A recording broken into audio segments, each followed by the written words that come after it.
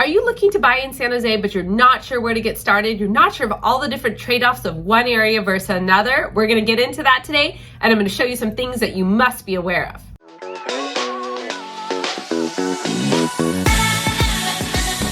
So possibly you work at a high-tech company, you have a really good income, and you've been renting and are considering what you should be buying and where you should be buying. So today we're gonna go into several factors that you should consider when you're looking at different areas. I really wanted to cover this topic because I do meet with a lot of buyers who say they wanna live in North San Jose or Berryessa area, and then they end up buying in other locations. So as we go through that home process and research, there's really certain things that you should consider. So I'm gonna guide you through those today so that you can narrow your search and your thought process right away. So stay to the end because I'm gonna give a comparison of condos and townhomes versus single family over time, and you're gonna wanna see these numbers and you're gonna be surprised. So let's get started. The first point to really talk about and consider in your household is what size of home or what type of home do you need for the next 7 to 10 years? If you're going to be making a purchase, one of the benefits is you don't have to move all the time. The other is you can get involved in the community, but you want that property to last for you from an investment perspective as well as a size perspective. So how many bedrooms do you need? How many bathrooms? If you're buying just a 2-bedroom condo, is that gonna be enough for you for the next 7 to 10 years? The second point is considering the full cost of ownership. So I'm gonna jump over here to Zillow.com because there's some things that are a little maybe enticing, that maybe there's some fees that you're not aware of. So first here we're looking, this is all of San Jose properties for sale. And we're filtering at this point, the default is every kind of property. So one thing I want to point out is townhomes and condos and manufactured homes have some fees that maybe you aren't aware of.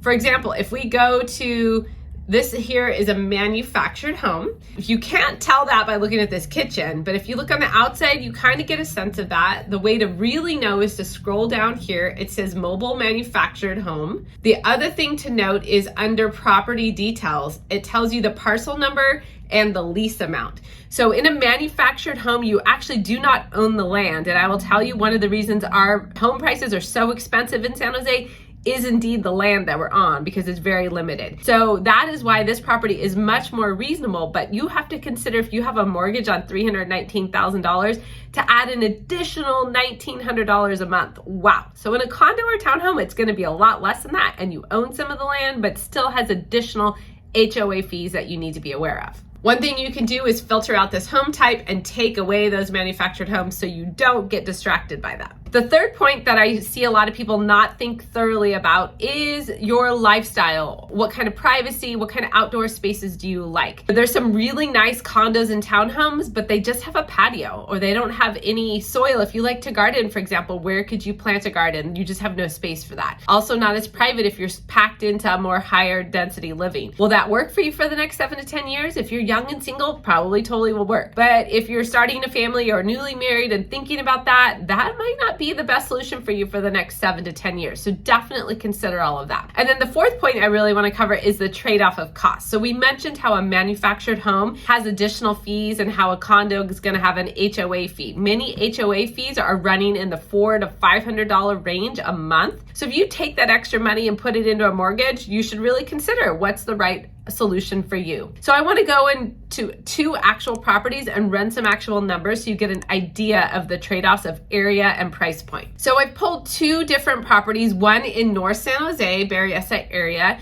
that is a townhome, and another single family in Blossom Valley. The reason I pulled that is the price points are very similar. So we want to talk about the trade-offs of them. So this property here is a 3-bedroom, 3-bath, about 1,600 square feet. It sold for $1.1 million. Now it's in a highly desirable community in Berryessa called Onyx. So lovely community, newer built. I think it was only built in, 2017. So it sold pretty good over asking. It had a lot of upgrades in the property, but the HOA fees, if we go look down here, the HOA fees are $244 a month. So actually not so bad, but this is not a townhome ownership. It is a condo ownership, meaning you really don't own the land underneath your property. Also, this particular community, the condos and all weave together.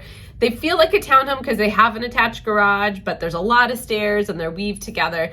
And so you just have a tiny little patio. So if we take that $244 a month, we consider that as additional payment to your mortgage. So at a 3.5% interest rate, $244 a month works out to an additional $55,000 worth of purchase price. So if we take this $1.1 million that this townhome sold for in North San Jose, and we go back here to this Blossom Valley property, this Blossom Valley property sold for $1.15 million. Then granted, it's a little bit smaller. It was a 3-bedroom, 2-bath, only 1,200 square feet. So 400 square feet less. But it is nicely remodeled. So it has a newer kitchen, newer bathrooms. It's updated. So even though it wasn't built in 2017, it has a nice remodeled feel. And this is the same price. You have no HOA fees, no rules, and you get a 5,800 square foot lot.